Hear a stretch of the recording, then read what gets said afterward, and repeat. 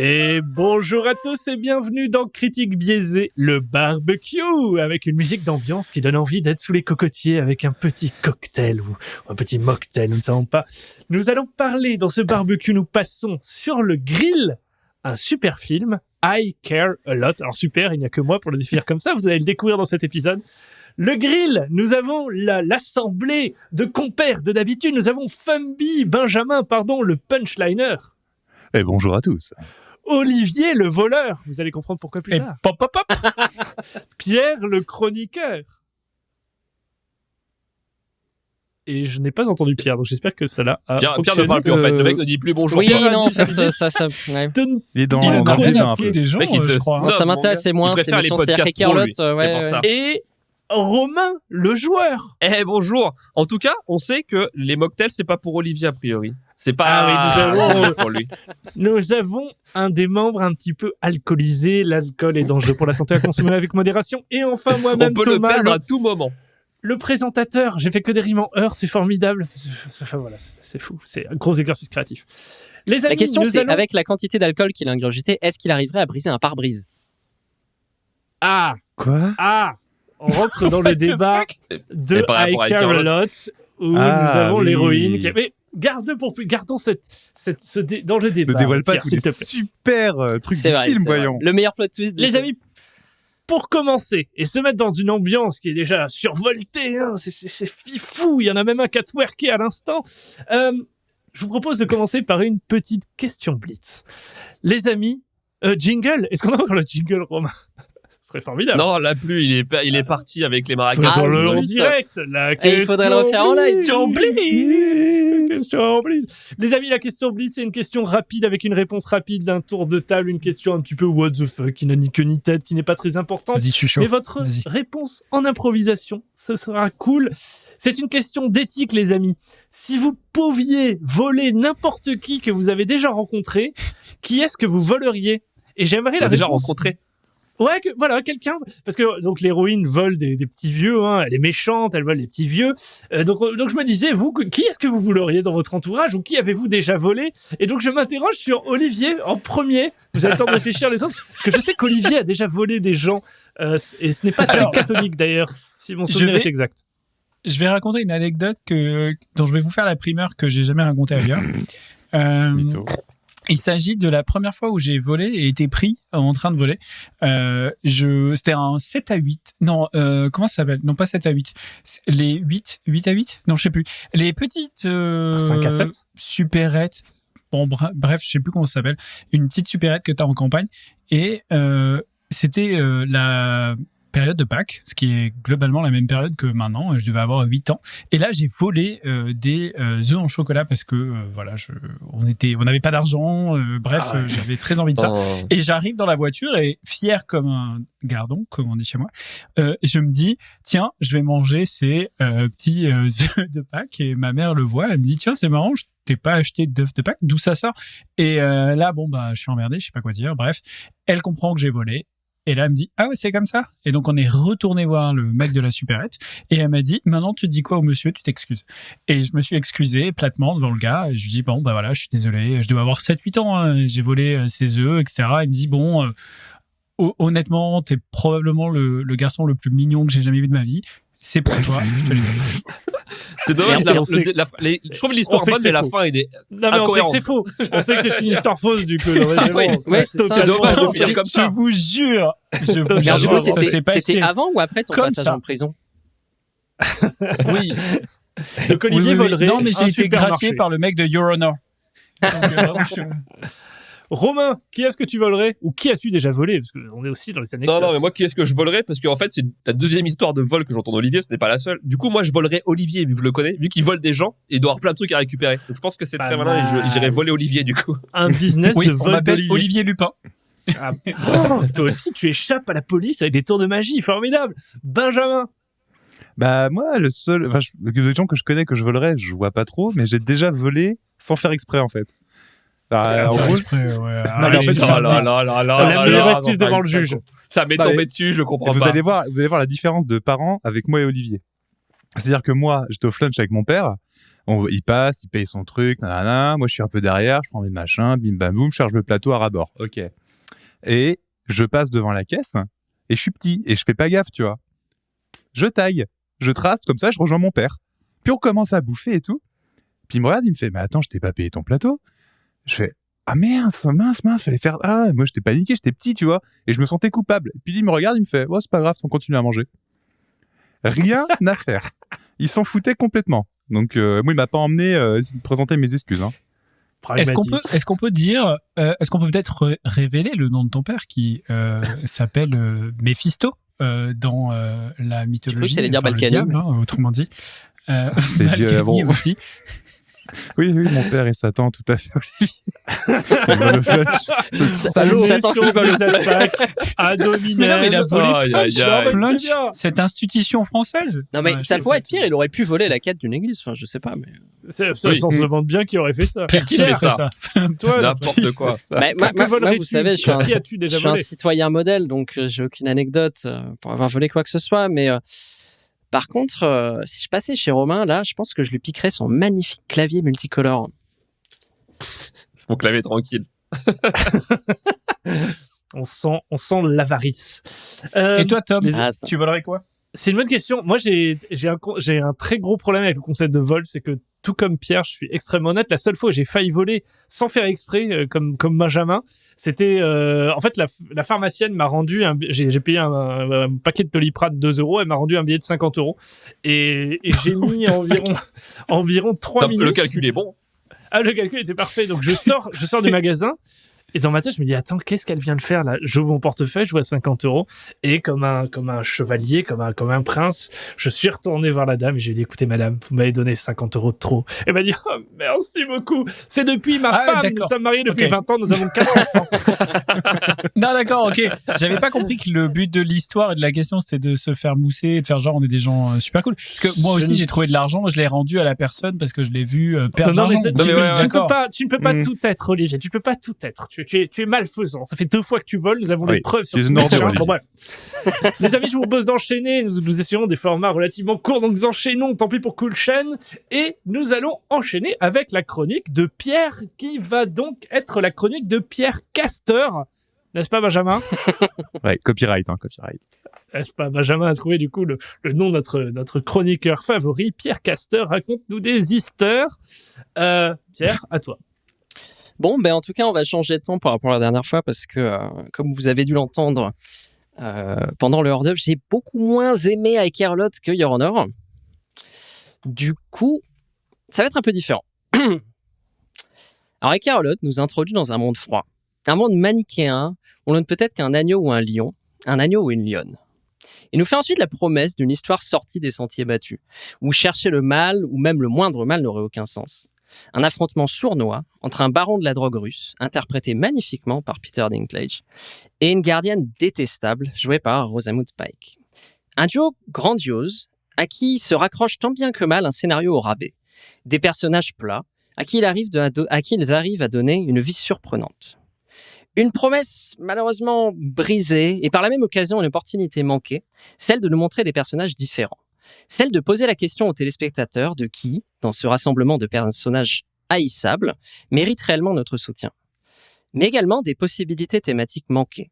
Voir Marla dans une narration écarienne se brûler les ailes en pariant trop gros, ou à l'inverse, dans une vraie joute cérébrale et juridique, mettre à l'amende un parrain de la drogue. Mais en lieu et place, on nous sert un affrontement raté entre deux personnages qui ne sont réellement intelligents que lorsque l'histoire le demande. Le mafieux terrifiant ne l'est en fait qu'avant de passer à l'acte, et la contraste entre la performance convaincante de Peter Dinklage et les actions sans impact qu'entreprennent son personnage en sont d'autant plus décevantes. La gardienne maligne est prête à tout, où une profondeur prenante pourrait être amenée, n'est en fait qu'un personnage unidimensionnel dont la vie n'est épargnée que par une armure scénaristique dans une scène digne de Die Hard.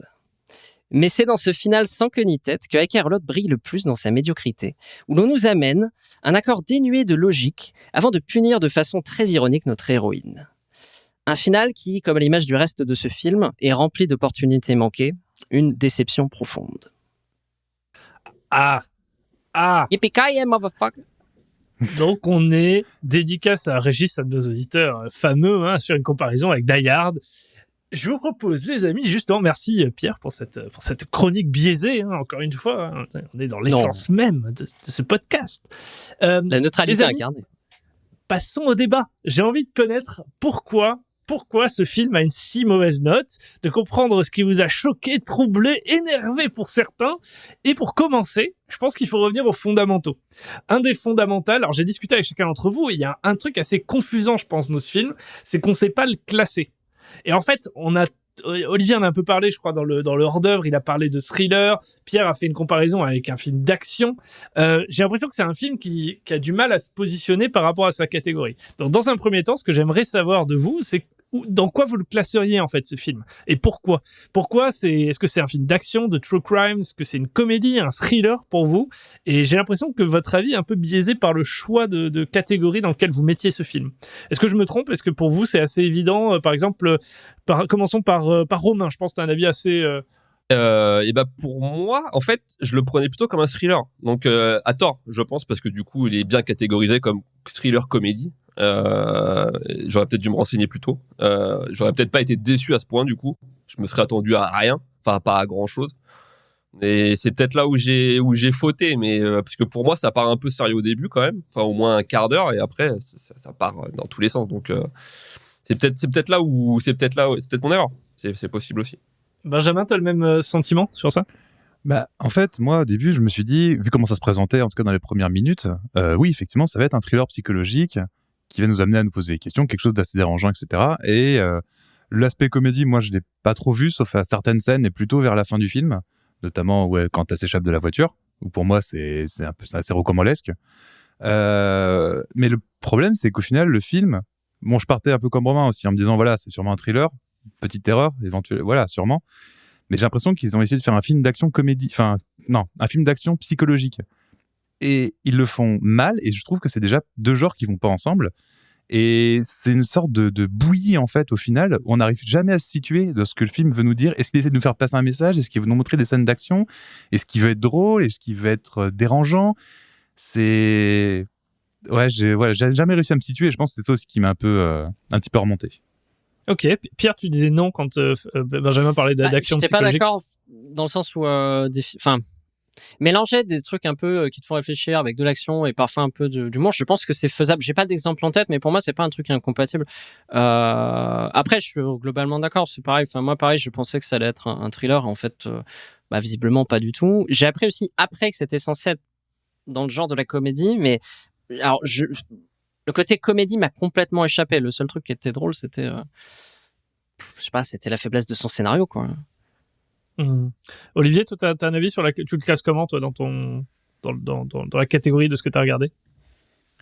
Bah, c'est ce que j'ai dit dans mon avis, je pense, à savoir, je pense qu'il y a un côté satire vraiment dans le film, donc c'est vraiment fait pour, donc, et une comédie d'action, c'est-à-dire il y a vraiment toute une partie du film qui est orientée autour de t'as pas mal d'actions, alors auquel tu crois ou tu crois pas, mais comme pas mal de films d'action en réalité, et toujours un côté un peu comédie quand même en fond, sachant que comédie ça peut vouloir dire des trucs rigolos comme des trucs tragiques et etc., quoi. Donc moi je pense que ça joue vraiment entre les deux catégories, et que je pense que surtout ce qui fait que le film marche pas, c'est le fait qu'en fait ils ont pris un pari audacieux qui est pas du tout réussi, qui est de dire en fait on va avoir des personnages qui sont pour la plupart tous des pourris, et ils ont aucune qualité. Il y a rien qui te les il y a aucun moment où tu te dis j'ai envie qu'il leur arrive des trucs bien. C'est ce que tu as dit en fait, Benjamin, dans ton avis, hein. C'est moi j'ai envie qu'ils meurent tous, quoi, et tous, il y en a pas un pour rattraper l'autre. Mais est-ce que c'est mal, du coup? Ça, pour le coup, moi je trouve que le truc initial, justement, sur on va faire des méchants contre des méchants, au final des gens sans foi ni loi, quoi, quelque part. Et moi j'en suis resté là, en fait. C'est pour ça que j'ai pas cette déception. Je trouvais qu'effectivement le pari est audacieux, et je comprends pas pourquoi il n'est pas... À ta question, moi j'ai honnêtement, j'ai pas de réponse franche. Ce que je vois, alors j'ai par curiosité, j'ai été voir un peu les avis des gens et d'ailleurs on le voit aussi dans nos avis à nous. J'ai été surpris par à quel point ce film était clivant et à quel point les gens avaient un avis très très très négatif, mais genre dans des proportions bien plus élevées que ce que je peux avoir pour la blague sur Space Sweepers ou La Vaya. Et je me suis demandé, ouais. Et je pense que, alors il y a deux trucs qui peuvent expliquer ça, et je pense. C'est, d'une part, c'est rare de voir une femme dans cette position. Donc là, Rosamund Pike, elle est très dans une position de vraiment vraie méchante, sans aucune qualité. Et c'est rare que tous les personnages, il n'y a pas un personnage agréable, il n'y a pas un personnage pour lequel tu as une backstory, il n'y a pas un personnage pour lequel tu as envie de voir le développement du film. Et je pense que oui, c'est audacieux. Est-ce que c'est une bonne idée, une mauvaise idée ? Honnêtement, j'ai pas la réponse. Ce que je vois en tout cas, c'est que les gens à qui j'en parle, les gens qui ont laissé des avis sur Internet, sont tous très vénères de dire, en fait, il n'y a rien pour rattraper le film, parce que c'est quand même un sujet qui est dur. Moi, le début m'a un peu rappelé... alors, toute proportion gardée, House of Cards, c'est-à-dire que les premières minutes, on sent qu'il y a plein de lignes de dialogue, il y a plein d'événements qui se passent pour te choquer, comme le chien qu'on tue dans le premier épisode de House of Cards. Et je me dis, ouais, c'est un peu le même délire de on va te tester, et soit c'est fait pour toi, c'est pas fait pour toi, quoi, ce film-là. Et je me dis, c'est un peu la même idée. Ils ont voulu jouer cette carte-là, mais pour autant, le mec de House of Cards, Walter White, Tony Soprano, enfin tous les méchants qu'on connaît des films et séries, il y a toujours un minimum d'explications sur qui ils sont, comment ils deviennent qui ils sont, etc., etc. Et là, ils ont vraiment ils ont pris cette décision qui est vraiment étrange de dire, je donne aucune motivation, parce qu'il y a une motivation très unidimensionnelle. Je sais plus qui parlait d'unidimensionnelle, mais il y a la motivation de, elle aime l'argent, elle veut de l'argent, elle veut réussir. Bon, ok, mais c'est un peu petit. En fait, ce qui leur manque, et je pense que c'est ce que je t'essaie de dire, c'est qu'il leur manque juste une part d'humanité, en fait. Quelque chose qui les rend humains, parce qu'un humain, c'est gris, tu vois. Personne n'est jamais fondamentalement à 1000% une ordure. Il y a toujours un petit truc, un petit machin qui va te sauver. Et là, honnêtement, à part les phases où on la voit avec sa copine, où c'est les seuls moments où elle éprouve en fait de l'amour pour un autre être humain, il y a rien qui la définit en tant qu'être humain. Elle est juste un espèce de cliché, je trouve, de la méchante, parce qu'elle est très ambitieuse, très carriériste. Oui, elle peut être comme ça, il n'y a pas de souci. Mais elle n'est que ça. Si je peux me permettre de réagir, je pense qu'elle est finalement assez humaine. C'est-à-dire qu'elle a aucune qualité. Ça, ok. Mais en réalité, elle est assez humaine. Parce qu'à un moment, je me suis dit, bon, en fait, ce qu'ils doivent nous dépeindre, c'est probablement une sociopathe. Quelqu'un, tu vois, qui a zéro émotion, aucun accès aux émotions. Mais en fait, pas du tout, parce qu'il y a plein de moments où elle réagit avec émotion. Elle est très amoureuse de sa copine. Et à aucun moment, par exemple, elle essaie de doubler sa copine, Fran, dans le film. Donc, il y a un truc sincère, par exemple, dans la relation qui les unit. Donc, en fait, elle est plutôt humaine. C'est pas... on n'est pas dans Mindhunter ou je sais pas quoi, où tu es face à des psychopathes, sociopathes complètement froids, qui en ont rien à faire de personne. On est vraiment face à quelqu'un qui peut complètement débrancher ses émotions face, par exemple, aux personnes âgées, qui est impitoyable, mais qui a quand même énormément d'émotions. Quand ça la concerne elle. Donc je trouve que ce qui est c'est là où c'est bizarre, parce qu'en fait, c'est ni une sociopathe, tu vois, complètement hors système, ni quelqu'un avec des qualités, quoi. En fait, je pense que même des gens vous essayez de donner trop d'excuses à un personnage sans profondeur, en fait. C'est-à-dire qu'il n'y a pas vraiment de raison pour laquelle elle soit comme ça. Pour moi, c'est juste qu'elle est mal écrite. C'est-à-dire qu'on a seulement 2 dimensions pour ce personnage, qui sont qu'elle aime l'argent et qu'elle est prête à tout. Et c'est à peu près tout. Alors oui, il y a des scènes pseudo-émotionnelles qui font un peu la part des choses au milieu avec Fran, etc. Effectivement. Mais au final, elle peut être résumée à ces 3 choses. Et moi, je pense pas qu'il y ait plus de raisons que ça. Je pense simplement que c'est un défaut d'écriture, quoi. Ouais. Et c'est pareil pour le final... méchant. L'autre méchant qui est très bien interprété, de manière assez similaire, il a très très très peu de profondeur. On se retrouve avec juste un méchant qui aime sa maman et qui va être là pour être l'antagoniste. Il n'y a pas grand-chose de plus. qui est toujours très Après, en colère, c'est- même s'il essaie de se contenir. C'est difficile la notion de profondeur. Je pense qu'en fait, du coup, si on résume, c'est ces personnages n'ont aucune profondeur. C'est-à-dire, il n'y a pas de layer et souvent la technique qui est utilisée, c'est une backstory pour montrer à quel point il a été traumatisé dans son enfance, à quel point elle n'avait pas d'argent ou elle a été maltraitée par les hommes en ce qui concerne sa haine, qu'elle explique à certains moments où elle dit je vais pas me laisser doubler, etc. C'est ça qui a manqué, c'est ces backstories parce que un méchant pas forcément. développé, enfin. Pas forcément, c'est plus un espèce de conflictuel. C'est-à-dire que dans tous les personnages qu'on voit, moi, ce que je trouve important, c'est la dualité. C'est-à-dire que, de manière générale, un personnage qui est réaliste n'est pas un personnage qui est vrai à un ou deux idéaux, c'est un personnage qui se contredit, je trouve. Et t'en as beaucoup, et je reviens sur l'exemple de House of Cards, c'est qu'on voit un personnage qui est très froid, qui est très... comment dire? Alors, il est méchant, mais il a aussi des scènes où il est mis en lumière de façon différente, avec par exemple le restaurant où il va, ou s'il peut filer un coup de main, il le fera, des choses comme ça. Enfin, on arrive par des petits détails qui contredisent peut-être des fois même les valeurs que tu imagines à un personnage, à lui donner une profondeur qui est plus intéressante. Et je trouve qu'on a ça à aucun moment avec aucun des deux méchants du coup de ce film, quoi. Alors que pour moi, il y a la place de le faire, mais ils choisissent de ne pas le faire. Ouais, je comprends bien. Après, ce qui est intéressant quelque part, ça a été remonté par par Régis dont on parlait tout à l'heure. Salut Régis, on te salue. C'est ce qu'il a adoré dans ce film, c'est la notion de frustration. Parce qu'en fait, justement, on en donne assez peu. Donc quelque part, ça laisse assez place à l'imaginaire. On peut finalement soi-même imaginer une backstory derrière les motivations de ces personnes, etc. Et au final, ça laisse effectivement la place à cette imagination. Et moi, ça m'a pas dérangé de pas avoir de pourquoi elle était méchante, d'avoir un truc un peu romancé ou rajouter des éléments supplémentaires. Du coup, je vois pas trop, en fait, cette notion de c'est des méchants. Oui, c'est pas forcément super bien écrit, mais moi, ça m'allait. C'est-à-dire, c'était deux méchants qui d'ailleurs, à la fin, si on parle de la fin, deviennent collaborateurs, hein, qui décident de bosser ensemble parce qu'ils sont sur la même échelle. Cette fin, d'ailleurs, m'a satisfait. Ça aurait dû s'arrêter là parce que la fin où elle se fait tuer finalement par un des mecs qu'elle avait arnaqué précédemment, ça c'était grave attendu. Par contre, dans les personnages, moi je les ai pas trouvés, leur manque de profondeur et de backstory m'a pas choqué, je me suis laissé aller en fait. Donc du coup, ouais, ça m'a pas choqué. Moi, pour aller dans... Le souci, c'est le manque d'attache, en fait. Tu t'attaches pas au personnage à aucun moment. Donc, en fait, le film n'a pas de sens, je trouve. Enfin, tu t'en fous. Moi, vraiment, c'était presque un documentaire. J'ai l'impression de regarder un mec où je m'en bats les couilles, tu vois. Donc, non, mais du coup, ils sont juste, les deux, ils sont antipathiques du début à la fin. Et t'as aucun truc où tu te dis, bah, je les aime bien. Alors, dans tous les films, normalement, dans tous les films bien faits, t'as toujours un moment où même le mec le plus antipathique, tu vas te prendre un peu pour lui. Tu vas dire, ah ouais, ok. Le Joker. Pas. Et là, zéro. Si tu exactement. parles d'un Je pensais méchant à ça tout à l'heure aussi, récemment, un film avec un sociopathe, avec quelque chose de très malsain, etc. Et ben en fait, tu prends le Joker. Le Joker, ce que je trouvais intéressant, c'est que déjà plein de ces vraiment déviances, etc., étaient bien montrées, mais mises en scène.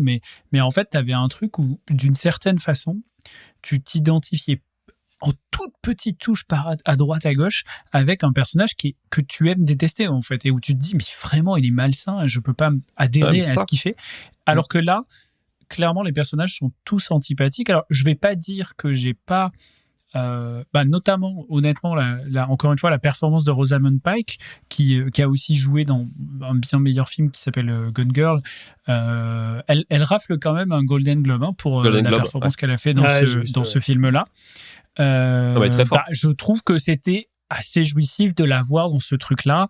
Après, j'avoue que j'ai pas trop aimé. Alors, au-delà du fait qu'il n'y a pas de profondeur dans son personnage, on sait pas pourquoi elle fait ce qu'elle fait. Il y a des aspects peu crédibles parce que, par exemple, elle gagne la confiance du juge. Elle doit, pour faire ça, elle doit démontrer une espèce de professionnalisme cool, bienséant, etc. Mais à la fois, elle est habillée avec des sapes, un rouge à lèvres.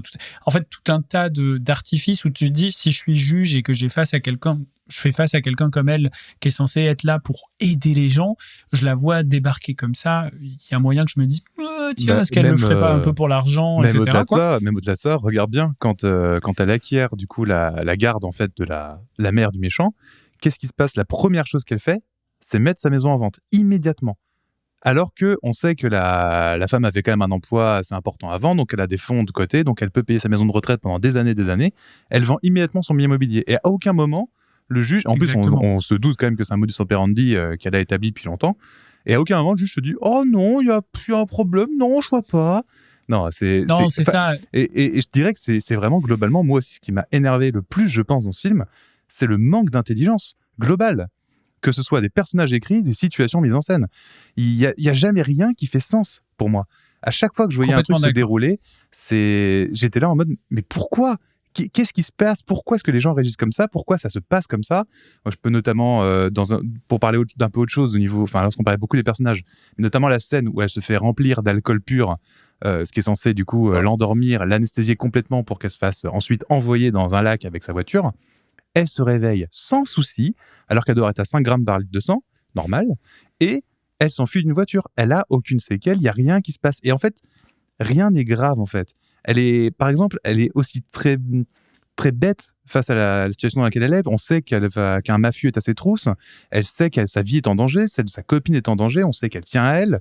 Et à aucun moment, elle se dit, peut-être que je pourrais arrêter mes conneries, me dire que j'ai des diamants, que je peux tirer 2 millions de tout ce que j'ai maintenant, et juste relâcher la vieille. Non. Elle va continuer parce que son personnage est obtus. Pas parce que c'est logique, parce que c'est écrit comme ça. Et mais parce que c'est dérangeant. Je reviens à la catégorisation. Là, ce que tu cites, c'est un film d'action. Tu fais la même chose avec un film d'action, c'est-à-dire un personnage qui s'en sort, mais dans une situation à la con, ou qui arrive à défoncer le capot d'une bagnole et à sortir complètement bourré sans aucun problème. Le film avec Liam Neeson. Ah oui, Taken. Ouais, voilà, c'est ça. Et on s'en fout. Ouais, mais... Le mec, il est complètement obtus dans un film d'action. Le gars est obtus. Il fait que des mauvais choix. Tu sais, quand c'est flight or fight, c'est fight à chaque fois, même si tu peux flight à tout moment. Du coup, c'est pour ça que cet argument, je l'ai beaucoup entendu. Mais au final, ouais, mais comme dans plein de films, quoi. On s'en fout, quoi, de ça. À la limite, tu vois. C'est différent. T'as une tonalité qui est différente. C'est-à-dire que quand t'as un constat avec un film comme Taken ou Die Hard, pour reciter l'exemple, tu sais à quoi t'attendre. T'as un constat de base que ça va défier les lois de la physique et t'es là pour ça, en fait. T'es là pour voir du spectacle un peu débile. Et l'histoire, au final, elle a peu d'intérêt et elle suit le côté fight au lieu du côté flight, quand tu dis, tout simplement parce que c'est ce que tu as envie de voir à l'écran. Mais là, c'est pas la situation dans laquelle elle t'amène. Là, on t'amène dans quelque chose qui, tu penses, va te poser des dilemmes moraux, va te pousser à réfléchir. Et la conclusion de comment elle va traiter ces problèmes, c'est pas justement en suivant la thématique qui est amenée depuis le début. Non, c'est en se transformant d'un coup en John Rambo. Et moi, je trouve que ça casse complètement la tonalité du film et que ça n'apporte rien à part te dire, regardez, notre personnage, il est surhumain et elle est prête à tout, quoi. Et moi, je pense que c'est pas du tout la réponse qu'ils auraient pu aborder parce que la thématique qu'ils suivent est bien et pourrait être intéressante, mais c'est la pire exécution qu'ils aient pu choisir. Alors, si on peut parler de la thématique 2 secondes avant de passer à la suite du podcast, c'est la thématique, on va dire, du comment des gens sans foi ni loi ont réussi à transformer cette problématique de comment tu prends soin de tes seniors en une industrie, comment le capitalisme gagne à tout va, puisque finalement la fin c'est un peu ça, c'est une satire du capitalisme, c'est-à-dire que les deux sont complètement opposés et adversaires et finissent par se dire tu sais quoi, on pourrait gagner beaucoup plus si on était associés. Tous ces trucs-là, je les ai trouvés assez faiblards, assez ratés, parce que peu crédibles par plein d'endroits, parce que je pense qu'en fait, la réalité de ce qui se passe est même pire que ça, parce que là, en fait, ce qu'on nous montre, c'est des personnages hautement sans valeur, qui décident de faire des choses sans valeur et qui tirent parti d'un système, là où en fait c'est beaucoup plus sinistre et triste dans la vraie vie, parce que c'est souvent des gens, je pense, qui ont des valeurs, qui par défaitisme et parce que c'est compliqué, parce que ceci et cela, finissent par maltraiter nos personnes âgées. Donc en fait, quand tu regardes la situation réelle versus la situation fantasmée du film, je pense que la situation fantasmée du film, c'est une situation qui est un peu ok, parce qu'on se dit juste cette personne-là est pourrie, comme le médecin, comme le gars de la maison de retraite, mais les autres, ça doit aller. Alors qu'en fait, pas du tout. Je pense que tout le système est à revoir. Donc en fait, même le côté satire qui parle de toute cette situation est peut-être pas si réussi que ça.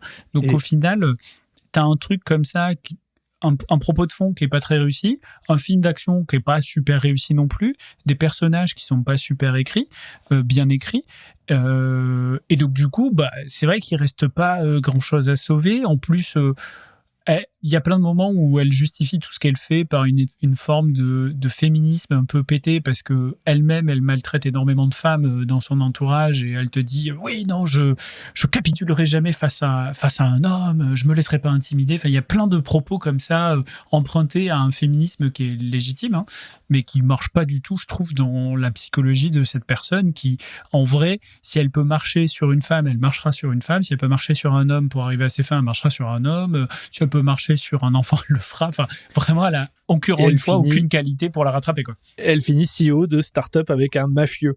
Peut-être, Benjamin, pour le mot de la fin, pour la fin de ce débat.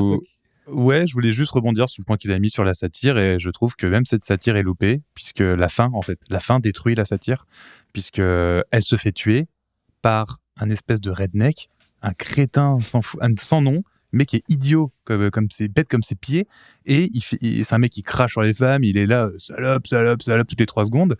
Bon, tu sens que le mec est pas bien malin, il la tue. Ma mère est morte et c'est ta faute. Tu vois, tu sens l'idiot de base. Alors, et il la tue. Et du coup, elle se fait tuer. Cette vision du capitalisme exacerbé se fait tuer non pas par quelque chose d'intelligent ou de moral, mais par un crétin. Et du coup, je trouve que ça enfonce le côté satirique de la chose en mode, finalement, t'es pas puni par ton karma, t'es pas puni par une sorte de justice morale, t'es puni par un idiot. Par quelque chose de... Alors, est-ce que... je suis d'accord, c'est littéralement puni par le karma. J'avais demandé la fin alternative. Restez connectés parce que Lulu a quelques pistes de réflexion. Parfait enchaînement. Merci pour ce débat. Donc le film, on a compris, je pense, pourquoi le film n'était pas une réussite. Je pense qu'on a pas mal creusé et du coup la fin très peu satisfaisante. Vraiment le hasard, non pas le karma, mais le hasard, le redneck, le coup du redneck, du trumpisme en son état pur.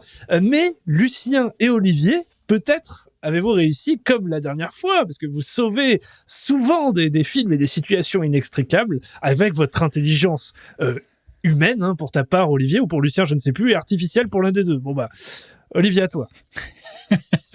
Oui, ok. Du coup, on va parler de la suite de I Care A Lot. Donc, Lulu, qui est notre robot, que je présente plus, grâce à ses algorithmes hyper évolués, a calculé la possibilité d'avoir une suite à ce film autour des 42%. Donc, je vais vous demander de pas pleurer autour de cette table, mais 42% de chance qu'on ait un I Care A Lot 2. Quel dommage. Toujours impatient Lupin 2, oui. Lupin 2, on sait que ça a été signé. I Care A Lot 2, on n'est pas sûr. Yeah. Mais 42% de chance d'après Lulu. Alors, vivement. Toujours impatient de commencer à bosser pour des studios, il a déjà 2 propositions de ce que pourrait être la suite. La première possibilité pour lui, c'est, puisque le personnage principal, Marla, est morte à la fin du film numéro 2, on vient d'en parler avec le redneck qui la tue. Le second film va s'intéresser, lui, au personnage de la mère du mafieux russe, joué par Diane West, et qui fait une prestation plutôt cool. On découvrira comment elle a percé dans la mafia russe, alors que c'est très rare d'avoir une femme à cette position. Quelle pourrait être la raison de son ascension? Pourquoi ont-ils fui pour les États-Unis avec son fils? Et d'après Lulu, donc Jennifer, qui est son nom américain une fois qu'elle arrive aux US, était une chercheuse dans une université avant de découvrir un artefact extraterrestre. Et bref, vous découvrirez quel était du coup chercheur, membre impitoyable de la mafia, mère, et comment la petite histoire s'imbrique dans la grande, dans le I Care A Lot numéro 2. J'ai l'impression que Lulu aime beaucoup les extraterrestres quand même. Incroyable. Lulu Il aime les aliens. Il a été fidé à plein de space opéra, le Lulu. Oui, je crois aussi. Il a vraiment beaucoup aimé Space Sweepers, il m'a dit. Donc il m'a dit, je vais le remettre à toutes les sauces. Alors, sa seconde proposition, et aujourd'hui, il n'y en aura que 2. Sa seconde proposition, c'est Lulu s'attaque à un des problèmes principaux de ce film, c'est-à-dire l'absence totale de backstory pour Marla.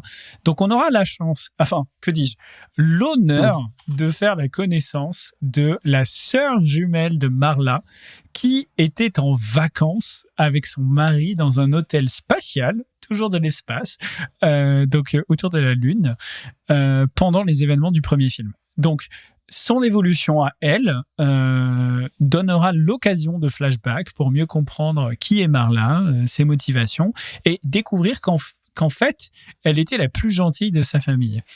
La sœur, qui hérite de ses parts dans la nouvelle société florissante avec Peter Dinklage, qui est le mafieux russe, décide de l'éliminer.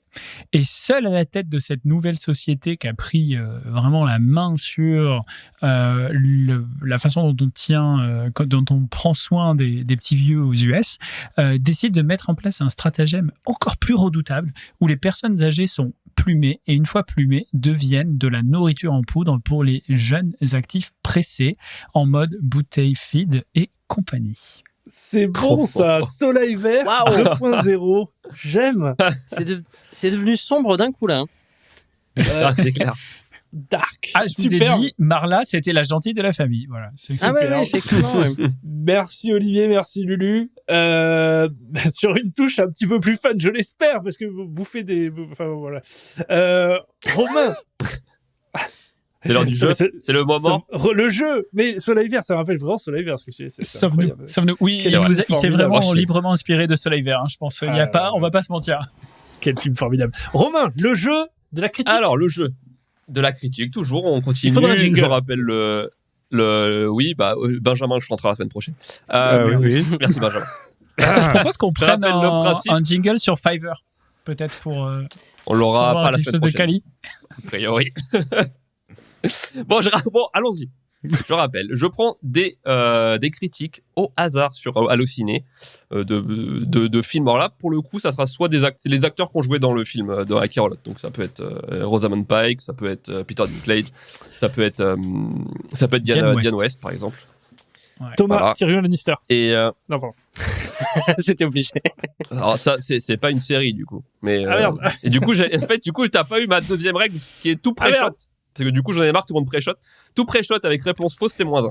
Voilà, j'en ai marre. C'est le bordel à chaque fois. Ça va au pif. Je dis un mot, le mec Allez, il sort Thomas. toutes les séries. Oh non, mais là, je vais finir en négatif. Ça, c'est bien les putain. règles à la Romain, ça, qui veut te punir, quoi. Voilà, ça punit. Ouais, c'est On vrai. y va. J'aime bien punir des gens, moi. Bon, C'est pour ça le dos Chers rouge auditeurs, chez chers toi. auditeurs. Ok. Romain dans I Fouette a lot. disponible sur tous les bons réseaux. I whip, là. Bon, je commence du coup. Alors, ça c'est 4 sur 5. Un film qui renverse la définition de gentil et de méchant. Un héros dont on souhaite qu'une chose, sa défaite. Un film intéressant et rafraîchissant. Ah, ça préchote plus, ça fait beaucoup moins les malins. Je les vois là, ils réfléchissent. Du coup, moi, je voulais faire ma Mais là, blague du coup, c'est habituelle. bon. Là, vous pouvez balancer. Il n'y a plus de moins Thomas, un. Après la c'est fin. que des films. Avec Carolotte. Ouais. Eh oui, c'est ça. Et Caroline, bravo. Oh non. C'est là. Eh, 4 sur 5. Alors, Attends, du c'est coup, marrant. Mais tu casses c'est tes marrant que patterns, Thomas, Romain. il a D'habitude, zéro. tu commences par le truc ultra connu. Non, mais c'est marrant Non, mais que du coup, t'aies Thomas, trouvé. il a 0. Mais non, j'ai un. Mais non, Il a t'avais un, moins du coup. 1 un pré-shot. Ah, il avait pas la règle. non, Non, il y avait non, pas la c'est règle. vrai, on va le encore. faire. Il n'y avait pas la règle. Non, il n'avait pas la règle. Ah, C'est merci. moi le Ah, bah, juge, il n'avait pas la règle. Et un point quand même, parce que je crois que sur Allociné, il a 2 sur 10, je crois, le film. Donc t'as trouvé un truc positif Ouais. quand même, c'est assez ouf. Alors attends, du coup ça va être privé de joke, les auditeurs vont pas comprendre, mais l'auteur de la critique, c'est Régilé. Ah bah, le Alors, seul traître. Régilé, nous l'avons abordé dans ce podcast, c'est un de nos auditeurs qui a cette particularité d'être mon beau-frère et d'avoir un pseudo, Régis Régilé. Voilà, bah, des bisous Régilé. Voilà. Bravo à lui. Toi aussi. Il nous a fait on l'honneur de me faire une petite critique ce matin, juste pour nous, c'était mignon. Le premier guest. Voilà. Du coup je continue. C'est Yopé qui met 0,5. Les scénaristes ont carrément fumé la moquette. Tellement déçus. Tellement d'incohérences. Des personnages tenus en haleine durant 7 saisons pour ça. Pierre, Seulement ça. avec Carolotte. Vas-y. Avec Non, Carolotte. Olivier. Game of Thrones. 7 saisons. Bien joué, Olivier. Mais Mais non. Pierre, je dis 7 saisons, pourquoi tu sors avec Carolotte? non mais Pierre il est détruit Qui est là. déjà sorti en Pour plus. moins ça pour Pierre. Moi, je voulais juste Ouais, perdre bon, un moins point. un pour Je me suis Pierre, dit que hein. si je pouvais pas gagner, j'irais le plus en bas possible. Ah, mais te force pas pour ça, c'est souvent le cas. hein. Mais t'es déjà dans la cave, là, Pierre. Ah, là, le là, réel, ça là. descend très très mal. Ta gueule. Du coup, c'était ça, voilà. Les gamins de 9 ans que j'ai en cours pourraient pondre un bien meilleur scénar. hein. Aïe, aïe, Ah, aïe. il a pas aimé Game of Thrones, après, regarde, chacun. C'est la dernière saison. Ouais, c'est sur la dernière saison. Bon, c'est la totale pour lui. Bah, global, Il a ah ouais, plutôt la dernière saison. Sûrement. Ah ouais, c'est anti-mainstream, c'est bien. On félicite. Alors, Non, c'est on juste un continue. avis éclairé. Un 5 sur 5 de de Gimli, l'ami des elfes. J'avais pas vu le pseudo. Très beau, merci. Olivier, Pierre, on t'a retrouvé. Non, mais t'es sûr, Olivier, là? Ah non, il a dit, il a buzzé. Vas-y. Hein. Il a lu. Gone Girl. Non, pas du tout. Hop, t'as 0 du coup. Allez. Mais Olivier, Ah, il est ça fait sympa, mal, il veut hein. me rejoindre dans les bas-fonds du tableau des scores. Il est sympa, vraiment, c'est altruiste. Putain, je vais gagner sans Tu rien vois faire. pas. Je crois que je vais faire ma gueule. J'avoue, Je pense que c'est ça, parce que tu l'as je suis trop trop joué joueur. avant, c'est Non, mais allez-y, épatant. les gars. Du coup, je dis certainement l'un des rôles les plus tristes pour Depp avec Arizona Dream. Ce film m'a touché. Cet amour impossible entre la belle et la bête. Vraiment troublant. Un conte moderne. Du coup, c'est Diane West. Diane West, ouais, ça, ouais. Diane West qui a joué dedans. C'est pas tout jeune. C'est un Ah vieux ouais, film. c'est dur là. Ouais, c'est pas jeune. Hein. Mais c'est vraiment, c'est iconique, quoi. Avec Johnny Depp, du coup. Je vais pas balancer, mais on voit qu'Olivier est sur Google dans ses lunettes. C'est clair. Ah là, mais t'as triché. Ouf. Olivier, il a moins Mais 5, j'ai du pas, en coup, plus, hein. Je instantanément. sais pas. Mais quel Franchement, mytho j'ai de pas. voix. Non, je sais pas. Alors là. Bon, il y a des films avec Johnny Depp qui ont marqué l'histoire. Quoi. Il y en a pas 50. C'est pas Pirates des Benjamin, Caraïbes. Édouard Robin d'Argent Édouard Robin d'Argent. Non, ben non, j'ai dit mon nom avant. Il a dit Ouais. son prénom, j'avoue, t'as balancé J'avais comme le ça. même. Sérieux? Du coup, moins 1 pour Pierre. non, mais on continue, c'est bien. Moi, ça me va, écoute. Et oui, c'est Edouard Domain d'Argent. Elle a joué dans Edouard Domain d'Argent. Putain, c'est énorme. Après la critique biaisée, le jeu biaisé, c'est très bien, on est dans la lignée. J'arrive, Thomas. Non. Et il y a 1-1, du coup. Hein. Donc, c'est là, c'est un film où Rosamund Pike a joué. Mais il va falloir le trouver, il va falloir s'en rappeler. Moi, je me rappelais pas. Donc, c'est 0,5. Et c'est Linam hein, qui n'a pas du tout apprécié le film. Un film où on ne comprend pas vraiment pourquoi le méchant est méchant. Pourquoi l'un des gentils devient méchant. Où la fille ne sert à rien. Et où les répliques sont d'une platitude affligeante. Ah, et le scénario. Wait for it. Il n'y en a pas. Ah, c'est dur. Ah, c'est dur. C'est Pierre qui a écrit ça, c'est pas possible. Je vais mettre un mais petit du coup, j'ai indice. encore Il y a envie de dire avec Carolotte. l'acteur principal étant Tom Cruise. Un film où on ne comprend pas vraiment pourquoi le méchant est méchant. Pourquoi Olivier, l'un des méchants devient gentil. Vas-y. Vanilla Sky, non. Non, c'est pas ça. Tonnerre sous les tropiques. C'est très action. Pour le coup. Bah, c'est Tom Cruise, mais Benjamin c'est très action pour le coup. Ouais. Benjamin, Mission Impossible. Non, dommage. Ça aurait pu. Et puis c'est ouais, pas ça assez aurait pu. précis, mec. Il en a fait 18. Ça va. Le Ouais, 1, j'avoue, j'aurais j'aurais dit pas le 1. dû, Thomas, Vas-y. Top Gun. Non, vous allez tous les faire. On va les trouver un moment. Non, mais- Mais elle est pas si âgée, Rosamund Pike. Ah oui, c'est vrai. Non, c'est pas très vieux. C'est quelle année? C'est 2016. 2012. 2012. 2012. Ah non, j'ai celui avec Emily Tom Blunt, Cruise. mais c'est pas. Comment il s'appelait Edge of Tomorrow, mais c'est pas avec elle. Non, c'est pas ça. Ah, il y a pas un truc Loop. Il joue pas dans Loop ou un truc du genre. Non, pas Loop. Un truc Non. pareil où c'est. Non, Loop. c'est Voilà, un je vous autre- sors le. Je vais vous aider avec le trailer, le synopsis. Alors qu'elle se trouve tranquillement dans un parc, 5 personnes sont froidement abattues par un sniper posté dans un parking leur faisant face. Ça vous dit rien. Rien. Oh, Bon, je vais. Bon, putain. bah, dommage. Hein. C'était Jack Reacher, du coup. Ah, je connais même pas. Jacques Ah, vous- Jacques Non, quand Tricher. même. Jack Reacher, oui, c'est la version Mais française. en français. Avec en Depardieu. français. C'est Lupin sans les droits. tu Jacques vois. Richer. Jacques Tricher. Il arrive, il triche, il ne se fait jamais prendre. Bon, ok. Je l'ai Alors, pas suivi. Bon, bah, tant pis. Tu vois, Là, j'avais c'est un pas. 3 sur 5 de XX Laurent. Il me dit pas mal, mais pas aussi exceptionnel qu'on le dit. Quelques incohérences, voire aberrations, et une mise en scène avec des effets beaucoup trop appuyés parfois. Côté longueur, une bonne vingtaine de minutes en moins aurait fait du bien. Ça reste bien joué, intriguant, ça se regarde. Même si je n'en reste pas convaincu par la fin. Putain, c'est tellement dur ces avis. Surtout qu'ils sont bien biaisés souvent eux. Ouais, ils sont bien biaisés ceux que tu sélectionnes et il y a 0 indice sur le plot. Ah tu vois, ouais, donc en c'est fait, ça. c'est chaud. On pourrait les inviter au prochain podcast en guest. XX Laurent, si tu nous écoutes, tu peux venir. Est-ce qu'on peut avoir un Je fais le indice bien, sur le c'est- genre de film? Et Ouais, c'est déjà, cool. l'acteur qui joue dedans, c'est Rosamund Pike.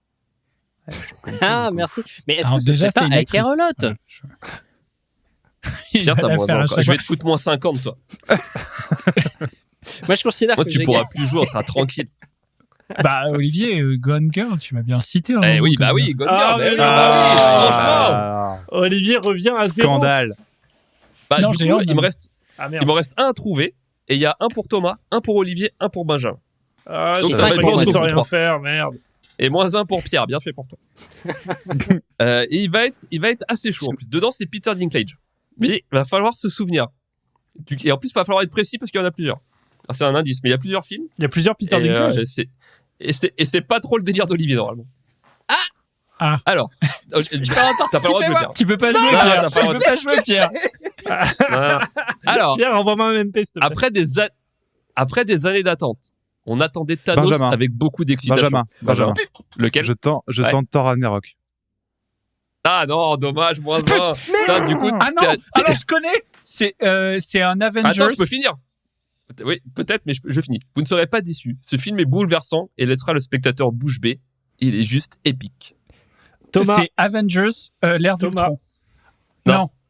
Thomas, Non. Fuck. Thomas, vas-y, Avengers, Thomas, toi. le dernier, je me souviens plus comment il s'appelle. Infinity War. C'est pas- Non, c'est Infinity War. Oui, Infinity War, Oui. c'est ça. Merci oui, de m'avoir ça, complété, c'est donc moi qui gagne. Non, Non, mais c'est Robin, pas le Non, dernier. c'est pas le dernier. C'est pas le dernier. ok. Ah, je suis putain. dégoûté. T'aurais pas Mais pu j'ai commencer arrêté par cette Avengers, c'est- question. Entre nous, unpopular opinion, c'est de la merde. Avengers. Moi, j'aime bien. Moi, j'aime Ah, bien. en je- vrai. J'aime pas. Non, mais J'ai bien que t'es aimé pas le aimé un, pas le deux. Avengers, C'est vraiment Thomas, je suis c'est pas pas le typique gentil. du. Je suis pas le gentil. C'est j'aime vraiment pas. typique du je T'es un pose le boomer. cerveau et. T'es un boomer. Mais Ah, je suis un Euh, boomer. Non, alors pour le coup, Romain avait raison, je suis pas un fan de Marvel, mais comme j'ai regardé WandaVision pour notre podcast dans 2 semaines, et ben j'ai un peu révisé sur le sujet, et c'est pour ça que je sais. Et comme ça, C'est beau. ça fait 2 victoires pour moi. Allez, bam. Et c'est Oh vrai, il non, enchaîne, il le enchaîne les victoires. scandale. Oh, il dégoûte, Ah. dégoûte. Et il Le- partait à -1 pourtant. C'est Ah, c'est vrai. scandaleux. Non, non, mais bon. Mais bon. Putain, je me rappelle Bravo, que ce les que je gars. avec retiens, c'est Thor, qu'il du y a coup, eu j'étais triche, obligé sinon de j'aurais l'avoir. gagné. Eh oui. Ah, moi j'ai beaucoup de mal avec Avengers. Il y en a eu trop. On a pour donné moi, en mes fait, points à j'arrive pas Benjamin. suivre. Les amis, Non, merci. merci beaucoup pour avoir expliqué pourquoi ce film avait subi les foudres de la critique, hein, pas que la nôtre, hein, parce qu'il a pris vraiment cher. Merci pour ces débats, merci pour ces chroniques. Pour le prochain épisode, alors, il y aura l'apéroco évidemment, hein, comme toutes les semaines suivantes. Et dans 2 semaines, nous allons traiter, Olivier l'a cité, de WandaVision. Une série phare, formidable, dont nous avons beaucoup entendu parler. Donc, nous nous retrouvons dans 15 jours. Mais ce n'est pas tout. Nous avons besoin de vous. Si vous écoutez Critique Eh Biaisée, oui. si vous êtes arrivé jusque-là, c'est déjà une performance parce qu'on est à 48 minutes d'enregistrement. Vous êtes Nous vous masochiste. Nous vous remercions déjà. Alors, n'oubliez pas que Romain a une chronique spéciale masochiste, a priori. Mais merci beaucoup. Ah oui, nous avons aussi une recommandation. Ah oui, Olivier avait quelque chose à dire. Mais je finis Waouh, sur... tout est dans le désordre. Mais tout est dans le désordre, cette fin n'a ni queue ni tête. Nous avons besoin de vous. N'hésitez pas à mettre un petit commentaire sur Apple Podcast pour déclarer votre flamme, dire à quel point vous aimez Olivier et Lucien, ou Benjamin, ou Romain, ou Pierre. N'hésitez pas Oh oui, dites-moi, à vous nous m'aimez. laisser un petit commentaire. Cela nous aiderait beaucoup. Merci. Mais avant de conclure et se dire au revoir, Olivier a une recommandation. Nous avons tous Ouais, des carrément. recommandations potentiellement, mais vas-y Olivier. Alors, cette semaine, j'ai découvert un podcast que je trouve très, très, très cool. Donc, qui s'appelle Vanity Fair. Alien. Ah non, et pas les- Vanity Fair, pardon. Excuse-moi. Ah, dommage. Non, pas celui de Vanity Fair. Celui qui s'appelle Alien et les garçons, qui est un podcast très, très, très stylé parce que c'est un podcast qui mixe ce qu'on fait nous ici, c'est-à-dire de la discussion et de la fiction. Donc, en gros, vous retrouverez, enfin, vous voyez bien, le nom est inspiré de Librement d'Hélène et les garçons. Donc, c'est 3 gars qui écrivent des fictions de science-fiction, justement. Génial. Ils créent des univers qui sont assez cool et ils en débriefent après ensemble.